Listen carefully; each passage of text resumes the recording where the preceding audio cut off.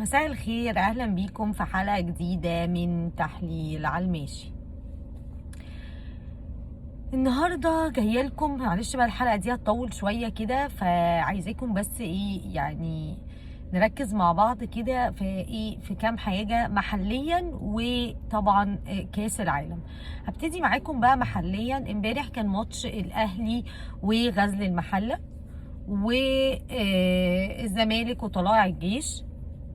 الاهلي فاز على المحله 2-0 ويتصدر قائمه الدوري الممتاز ب 15 نقطه من 5 مباريات، العلامه الكامله باداء ولا اروع في الشوط الاول. صحيح الشوط الثاني الاداء نزل شويه، بس بجد الشوط الاول شوط رائع من النادي الاهلي ومن لعيبه النادي الاهلي، وتاكتكس عالي جدا من مارسيل كولر.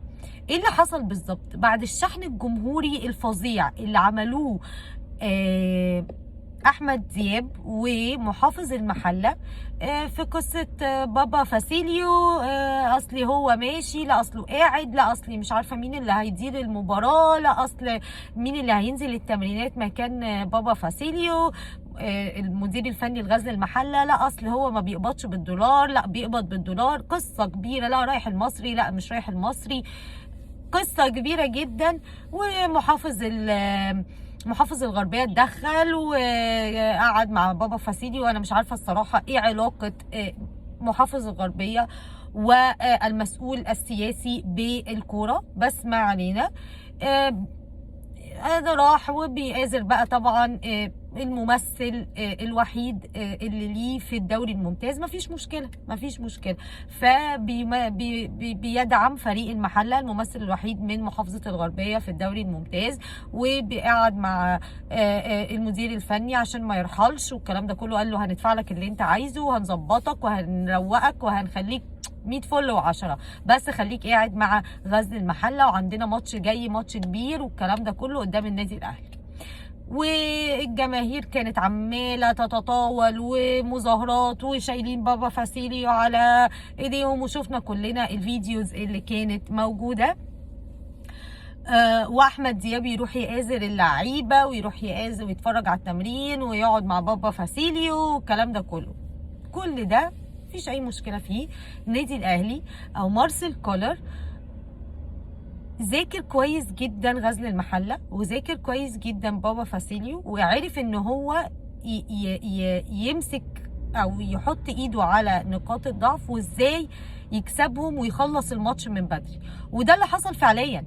الاهلي نزل من اول ثانيه ضاغط على غزل المحله، ضغط متقدم جدا، بيضغط ب4 لاعبين اصلا في الهجوم على المدافعين وعلى حارس المرمى، لغايه لما غلطهم في حاجات كتير قوي. بصراحه نرجع بس كده لنقطه من البدايه، ان انا لما شفت التشكيل اصلا قلقت.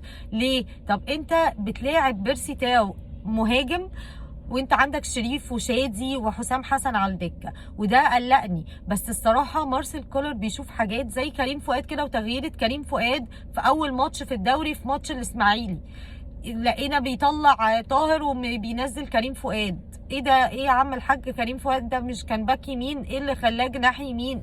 بيشوف حاجات كده. مارسيل كولر عينه حلوه جدا في اللعيبه. طيب ايه اللي حصل؟ زي ما قلت لكم ان هو عمال يضغط باحمد عبد القادر وبيرسي تاو وعمرو السوليه وبرونو سافيو وكريم فؤاد، عمال يضغط عليهم لغايه لما يستخلص الكوره وهوب يعمل هجمه. مع عودة الأساسيين زي علي معلول. وعلي معلول أحد نجوم النادي الأهلي، وأنا مش عارفة الصراحة من غير علي معلول النادي الأهلي ممكن يعمل إيه. يعني ما عندناش حد، أو ما شفناش حد، أو ما فيش حد حتى من قطاع الناشئين يقدر يأدي أداء علي معلول خالص. محمد اشرف شفناه في الماتشين اللي فاتوا، ماتش طلائع الجيش وماتش المقاولين، لا بعيد، لا فرق في المستوى رهيب. الولد كويس ويجي منه وكل حاجه، بس لا يعني معلول لو اتطرد او مصاب او في اي حاجه مع المنتخب، ما تعرفش ايه اللي ممكن يحصل، ما تعرفش انت ايه اللي ممكن يحصل. فعلي معلول بيعمل عرضيه الاوفر لبيرسي تاو بيرسي تاو بتكه كده برجليه هوب في الجول، والهدف الاول للنادي الاهلي. بعديها مفيش 10 دقايق ولا تقريبا 10 13 دقيقه كده، برونو سافيو، واحده من بدايتها برضو علي معلول لعبد القادر، عبد القادر لبرونو سافيو في الجول على طول. ماشي، حاجه اداء رائع، برازيلي واسمر برقصوا سامبا، ايه او كده بالظبط. فبجد حاجه يعني اداء رائع جدا من النادي الاهلي. والشوط الاول كان فعلا شوط هايل، يمكن من احسن اشواط النادي الاهلي اللي شفناها الموسم ده. وتحس ان انت مستمتع كده وانت بتتفرج، مستمتع وانت بتتفرج. الشوط الثاني مارسيل كولر نزل شادي حسين ونزل محمد شريف، تحركاتهم كويسه جدا، حاجات كتير قوي، بيتحركوا حلو، بيجروا، مش عارفه ايه. اللمسه الاخيره مش ظابطه، معلش مش مشكله، يعني احنا مش هنهاجم دلوقتي، هندي الدعم كله كله كله للاعيبه الاهلي الايام دي، علشان الحمله شديده قوي عليهم بصراحه من بعد يعني الفتره اللي فاتت يعني. فالمهم بيعملوا برضو شغل كويس جدا. شادي بيضيع واحده ما تضيعش الصراحه، براسه كده حطها وحشه قوي، بس مش مشكله يعني، معلش مش مهم. فغز النادي الاهلي بيفوز على غزل المحله 2-0 في اداء ولا اروع ولا اروع من كده، ويتصدر الدوري. نقطتين كده بساط جدا هنتكلم فيهم. النقطة الأولانية الفار فجأة واحدة ما تفهمش بيعطل في ماتشات الأهلي، بس يعني فجأة واحدة كده بنلاقي حصلت في طلائع الجيش، وحصلت امبارح برضو في اسمه ايه ده، في ماتش غزل المحلة. فجأة واحدة تلاقي الحكم بيستدعي الشناوي، بيستدعي كابتن الفريق التاني، سواء كان طلائع الجيش ولا سواء كان غزل المحلة، يا جماعة الفار مش شغال، ويكمل الماتش عادي عادي جدا. وبعديها بشوية رجع الفار، رجع. طب كان هو راح فين؟ يعني هو الفار راح فين في هذه الفتره؟ هل هو مثلا اتشدت الفيشه عملنا كوبايتين شاي ورجعناها، ولا كان نايم شويه الفار ورجع، ولا ايه؟ تفهمش يعني مش عارفه ليه بقى بالذات في ماتشات الاهلي وماتشين ورا بعض. يعني حتى مش اللي هو ايه، طب يا جماعه يعني باينه قوي، طب ماتش واستنوا كده كام ماتش وبعدين اعملوها تاني. لا ما تفهمش، ماشي مفيش مشكله. ده اسمه ايه ده اللي حصل. النقطة التانية اللي عايزة اتكلم فيها نقطة محمد الشناوي اداؤه قدام طلائع الجيش كان فيه غلطة كلفتنا هدف لطلعة مش مظبوطة منه. وامبارح برضو طلع مرتين لولا ستر ربنا، يعني ايه يعني كانت برضو ممكن تكلفنا، يعني اخطاء ممكن تكلفك اهداف. فبنقول يعني يا محمد الشناوي خد بالك، لاني الاخطاء دي هتكلفنا بعد كده كتير قوي، مش هنعرف ان احنا يعني نرجع فيها. طيب ده بالنسبه للنادي الاهلي. نادي الزمالك بيفوز امبارح على طلائع الجيش في ماتش انا ما شفتش ان طلائع الجيش اصلا جه. يعني طلائع الجيش من كام يوم بس كان بيلعب الاهلي، كان يعني ما تفهمش، كان قالب بايرن ميونخ والله. تيجي قدام الزمالك ما تفهمش في ايه، هو ده نفس طلائع الجيش؟ هو ده نفس الناس؟ هو ده نفس التشكيل؟ هو ده نفس المدير الفني؟ حاجه غريبه جدا الصراحه، وعلامات استفهام كتير جدا على محمد يوسف. وما بقولش ان انت المفروض ان انت يعني تبقى مسهل الماتش قدام الاهلي، ولا عشان ما حدش بس ياخد الكلام ويفهمه غلط او يفسره غلط. بقول زي ما لعبت قدام الاهلي المفروض تلعب قدام اي نادي، مش بس الاهلي، اهلي والزمالك واسماعيلي وبيراميدز، المفروض تلعب كده قدام اي نادي. فطبعا اللي حصل قدام الزمالك امبارح لا انا مش شايفاه ان هو ده، مش ده نفس طلائع الجيش اللي احنا كنا بنلعبه الاسبوع اللي فات. طيب اروح بيكم بقى الموضوع مهم جدا. استاذه دينا الرفاعي، وكلنا عارفين دينا الرفاعي مسؤوله عن الكره النسائيه في مصر الفتره دي، مع اتحاد الكره العظيم بتاعنا. طيب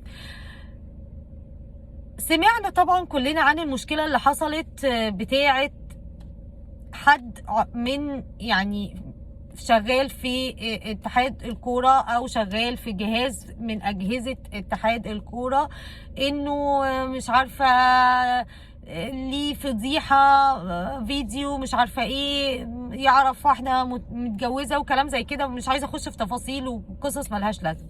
استاذه دينا رفاعي نزلت بوست من كام يوم بتقول لك بالنسبه للناس اللي، وهنزل لكم صوره البوست، بالنسبه للاهالي اللي مش عايزه تبعت ولادها او بناتها لمنتخب مصر، لا منتخب مصر اكبر من كده ومنتخب مصر فوق الجميع. طبعا منتخب مصر فوق الجميع يا استاذه دينا، بس لما يبقى عندنا اتحاد ويبقى عندنا ناس مسؤولين وعندنا حساب وعقاب لما يحدث. لكن احنا لحد دلوقتي مش عارفين الراجل اللي عنده فضيحه كارثيه في اتحاد الكوره وبيشتغل في المنتخب كرة القدم النسائية، ايا كان بقى هو عضو اداري عضو فني ايا كان، احنا مش فارق معايا هو بيشتغل ايه او الجوب تايتل بتاعته ايه. لما يبقى عندنا كارثة زي دي ماشي، وجوز الست هو اللي يطلع يتكلم، والكلام ده الكلام اللي حصل ده كله الفترة اللي فاتت، ما ينفعش ابدا حضرتك انا كأم وعندي بنت المفروض تيجي تقولي لي اصل احنا مستدعينها لمنتخب مصر، اوديها ازاي؟ امن عليها ازاي بعد اللي بيحصل واحنا حتى ما عرفناش؟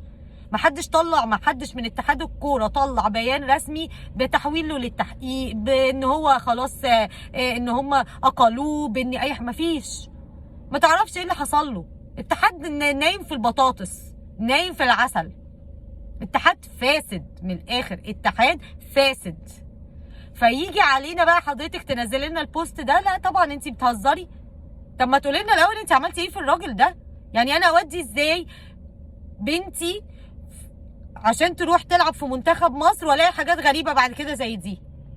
معلش حطي نفسك مكان اي اب او ام. منين؟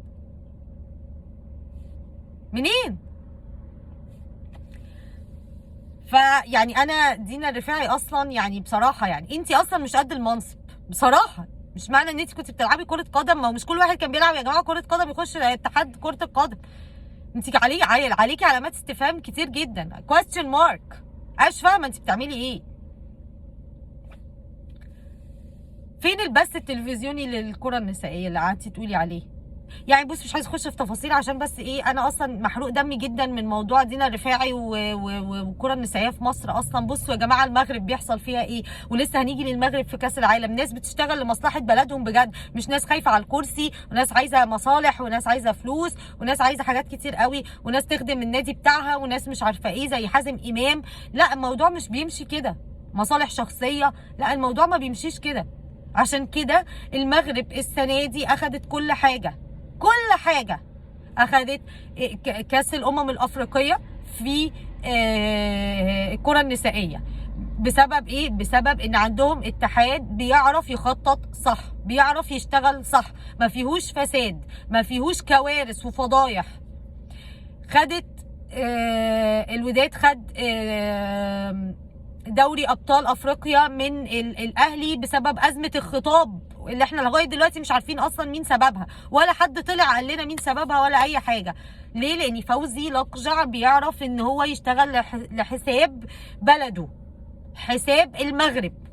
تتفق تختلف معاه، انا واحده من الناس مثلا بكرهه بسبب الموقف اللي حصل للاهلي وبسبب تصريحاته اني خلاص مفيش بعد كده انديه مصريه، كله هيبقى بعد كده اللي جاي كله للانديه المغربيه. وحقه هو كشخص، حقه، وانا بسبورت جدا لانه بيسبورت بلده، هو بيسبورت بلده. انا ما عنديش حد هنا بيسبورت البلد، كله بيبص لمصالحه. حازم امام يطلع يجيب ناس من المنتخب يروحوا يلعبوا مع الزمالك ويرجعوا يطلع لعيبه من معسكر المنتخب. احنا قاعدين فين يا عم حازم؟ احنا قاعدين فين يا عم حازم؟ يعني انا مخنوقه جدا من الاتحاد اسمه ايه ده. زي برضو بالظبط قصه المباراه مصر والسنغال في السنغال وكل الاحداث اللي حصلت مترتبه فيها وحصلت في خلال المباراه دي، ونكتشف في الاخر ان الاستاذ احمد مجاهد اللي طلع مع ابراهيم فايق من اسبوعين 3 ابراهيم فايق بيساله هو ايه اللي حصل في موضوع مباراه مصر والسنغال والكلام ده كله، بكل برود وبكل بجاحه، هو احنا قدمنا اصلا شكوى؟ فقال له ايه ده، هو احنا ما قدمناش؟ قال له لا انا ما اعرفش، انا بسالك هو احنا قدمنا؟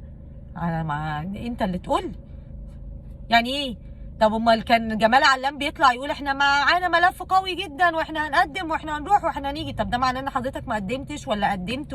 ولا حد بيطلع يكلم الشعب اللي محروق دمه ده وبس فالحين ان احنا نهني المغرب طبعا احنا بنهني المغرب ان هم رافعين راسنا، بس طبعا انا واحده كمصريه كان نفسي بلدي وكان منتخب بلدي كان يبقى في الموقف ده، لكن انا ولا حتى لو رحت كانت هتبقى مصالح، وزي بالظبط ماتش مصر وبلجيكا الودي واللي حصل فيه في الكويت والبعثه الزياده وانا عايزين اوض ايه ده ايه ده؟ انتوا شغالين فين يا جماعه؟ انتوا شغالين في عزبه ايه؟ ايه ده؟ اتحاد فاسد، اتحاد الكره اتحاد فاسد، انا ده وجهه نظري، ويجب سحب الثقه من اتحاد الكره اللي موجود حاليا لانه مش عارف يدير. جمال علام مش عارف يدير، كيوت ويتحط كده جنب الحيطه ويتباس ويتحط، لكن يدير اتحاد كره لا ولا الهوا. طيب بصوا يا جماعه، انا دلوقتي عايزه اتكلم معاكم في موضوع مهم جدا برضو، موضوع موضوع من المواضيع المهمه اللي كنت عايزه اتكلم فيها، كاس العالم واحداث كاس العالم. طيب احداث كاس العالم دلوقتي اللي بتحصل في دور ال16 كانت في مفاجآت، الصراحه مفاجآت حلوه، وفي مفاجآت بالنسبه لي كانت يعني حاجات متوقعه، زي مثلا فوز مثلا هولندا على امريكا 3-0 منطقي، ارجنتين على استراليا منطقي، انجلترا على السنغال منطقي جدا، فرنسا على بولندا ده احسن مفاجاه حصلت، هي دي منطقي طبعا، بس احسن حاجه ان هي خرجت منتخب بولندا اللي بجد بجد بجد يعني بيلعب كوره في ميه الليفت، بجد في ميه الليفت، كوره مستفزه. البرازيل والاداء الرائع اللي عملته، البرتغال وهنقف عند البرتغال مع سويسرا وفوزها الكبير على سويسرا ب6-1، وهقف هنا علشان ماتش البرتغال في مشكله رهيبه جدا، وهو الناس سابت بقى كل اللي حصل ومش عارفه ايه وال6-1 والاهداف، وتقول لك بديل كريستيانو رونالدو يحرز هاتريك وكريستيانو يجلس على مقاعد البدلاء. يا جماعه ده كريستيانو، يا جماعه ده كريستيانو، مهما حصل ومهما قلنا ومهما نعيد ونزيد ده كريستيانو رونالدو، ده الهداف التاريخي لكل حاجه في العالم من الاخر. فمش عارفه الصراحه الناس عايزه ايه الصراحه. نيجي بعد كده للمغرب وفوزها على اسبانيا بضربات الجزاء، وتألق ياسين بونو تألق رائع جدا، ومفاجأة المغرب انها في الدور الثمانية واول منتخب عربي في منتخب في دور الثمانية لكاس العالم. نيجي بقى الماتش انا وقفت عنده الصراحة، يعني عشان ابقى صريحة معاكم، كرواتيا واليابان. ماتش اليابان بتكسب اسبانيا، بتكسب اسمه ايه ده، بتكسب اسبانيا، بتكسب المانيا، بتعمل اداء كويس في المجموعات، بتصعد هي واسبانيا، وتصعد كمان هي اول، واسبانيا بتطلع تاني وبتواجه المغرب وخسرت من المغرب وروحت بيتها اسبانيا. ونيجي بقى لليابان بتواجه كرواتيا. طيب ماتش 1-1 اداء كويس جدا. طب نيجي بقى للاخ المدرب بتاعهم اللي انا مش عارفه شينج مونجي فونجي ده ايا كان اسمه ايه، طب ما فيش ب3 جنيه 3 دقايق في التمرين تمرن اللعيبه دي على ضربات جزاء؟ ده انا اراهن بكل ما املك ان اللعيبه دي ما شافتش ماتش اصلا في ضربات جزاء، لان لو كانت شافت ماتش في ضربات جزاء كانت عرفت تشوط ضربات جزاء احسن من كده. ايه ده، في ايه يا جماعه؟ ايه ده؟ منتخب اليابان بيشوط ضربات جزاء ولا أسوأ وبيخرج، وكرواتيا اللي بتصعد. من الآخر كاس العالم مليان مفاجآت. عندنا بكره ماتشات حلوه جدا هتتلعب. يعني عندك انجلترا وفرنسا ماتش نار. عندك المغرب والبرتغال يوم السبت. عندنا الارجنتين ارجنتين ومين يا جماعه؟ والله ما فاكره. ارجنتين وهولندا. ارجنتين وهولندا بكره. وعندك قلنا المغرب والبرتغال والبرازيل وكرواتيا. كل التوفيق للبرازيل الصراحه والبرتغال. واشوفكم في حلقه جديده من تحليل على الماشي. بليز سبسكرايب لايك شير. ادعمونا، عايزين كده بقى يعني نعلي اللايكات. يعني يا جماعه ما ينفعش بصراحه الارقام اللي بشوفها في اللايكات دي خالص. اشوفكم في حلقه جديده من تحليل على الماشي.